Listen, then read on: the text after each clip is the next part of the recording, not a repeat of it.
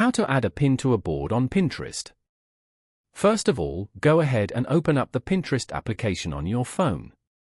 As you can see, you are now in the Pinterest homepage. Here, you can view images and videos selected based on your activity and interests. This includes pins from accounts and boards you follow. On this page, go to the bottom panel and tap on Saved. Over here, you can view all your saved pins and the boards they are saved to. Go to the Pins section. Tap and hold any pin from here. Then, tap on the Save icon as shown. Here, select the board where you want to save this pin to. You have now successfully added the pin to this board. Now, go to the Board section above. Open the board to view the pin you just added to it. Following these steps, you can easily add a pin to a board on Pinterest.